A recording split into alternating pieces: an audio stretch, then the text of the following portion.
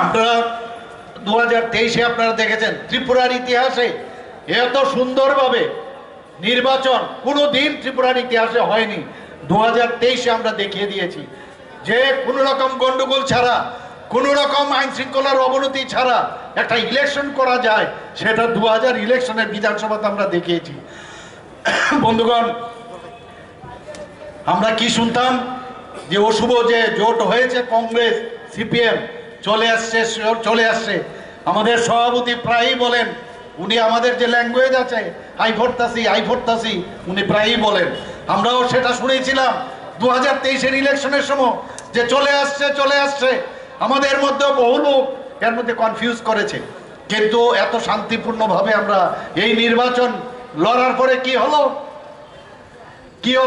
লড়ার পরে সেই আমাদের জনসাধারণ জনতা জনার্দন ভারতীয় জনতা পার্টিকে আবার পুনঃপ্রতিষ্ঠিত করেছে, এবং সেটা একমাত্র সম্ভব হয়েছে আমাদের যশস্বী প্রধানমন্ত্রী নরেন্দ্র মোদীজির কারণে।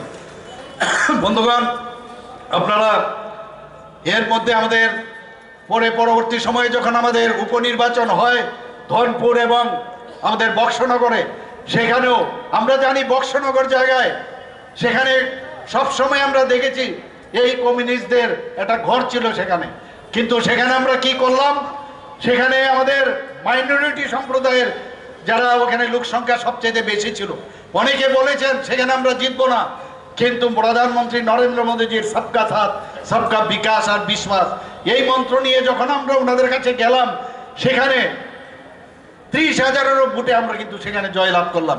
শুধু তাই নয়, ওনাদের জামানত জব্দ করে দিয়েছে আমরা। যেখানে আমরা আমাদের আরেকটা কেন্দ্রে ধনপুরে গত ইলেকশনে আমরা মাত্র 3,500 ভোটে জিতেছি, সেখানে উপনির্বাচনে আমরা 18,000 ভোটে জিতেছি। এবং সেটা কি করে সম্ভব হলো? কারণ আমাদের যে নীতি, আমরা সবাই মানুষকে নিয়ে চলতে চাই, আমরা মারপিটে বিশ্বাস করি না। তো এতদিন ধরে কংগ্রেস এবং সিপিএমের এদের যে চিন্তাধারা, যে সব সময় একটা ঘোলা জল করো আর সেই ঘোলা জলের মধ্যে মাছ ধরার যে নীতি, সেটা এতদিন ধরে চলে আসছিল।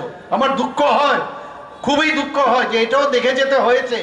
কালকে দেখলাম যে কমিউনিস্ট পার্টির সে জিতেন বাবু কংগ্রেস ভবনে গিয়ে বসে আছেন।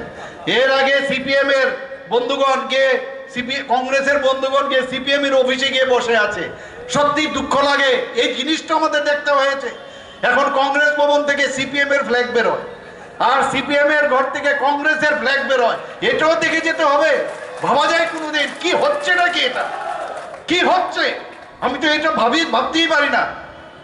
সেদিন দেখলাম আমাদের যিনি এবার প্রার্থী হয়েছেন পশ্চিম আসনের আমাদের বিপ্লব কুমার দেবজির, তার এগেনস্টে সিপিএম এর প্রার্থী কে হয়েছে? আশিস কুমার সাহা। সিপিএম এর প্রার্থী কে হয়েছে? আশিস কুমার সাহা। কারণ কালকে উনি যখন বেরিয়েছেন দেখলাম সিপিএম এর ফ্ল্যাগে আমি দেখলাম লাল ফ্ল্যাগ, আর কারণ উনার কোনো লোক নেই, পায়ের নিচে আর কোনো মাটি নেই। সত্যি করুণ অবস্থা, কি করব বুঝতেই পারছি না ওদেরকে নিয়ে। সত্যি এটাও দেখে যেতে হয়েছে এই বয়সে। আমরা ঠিক সঠিক পথে আছি, ওরা বেঠিক পথে আছে। ওরা বলছে ইন্ডিয়া, INDIA ইন্ডিয়া, এত গেছে, এখন হচ্ছে ইন্ডি এয়ারলাইন্স তো শেষ। একজন তো জেলে চলে গেল কালকে দেখলাম। এরপরে কি হবে? একটা করে সেই আই অব্দি চলে আসবে যে আমি আছি, আর কেউ নেই। আমার তো মনে হচ্ছে ওই যে শোলের যে একটা, আপনারা জানি না এখানে আমার সব যুব ভাইয়েরা আছেন, ওনারা দেখেছেন কিনা শোলে যে সিনেমাটা, আসরানি বলছিল যে ওর কাছে খবর গেছে পিস্তল আ চুকা হ্যায়। এই খবর পেয়ে ও সমস্ত তার যে সেই জেলের সমস্ত সন্ত্রীরা নিয়ে চলে গেছে, বলছে হল্ট।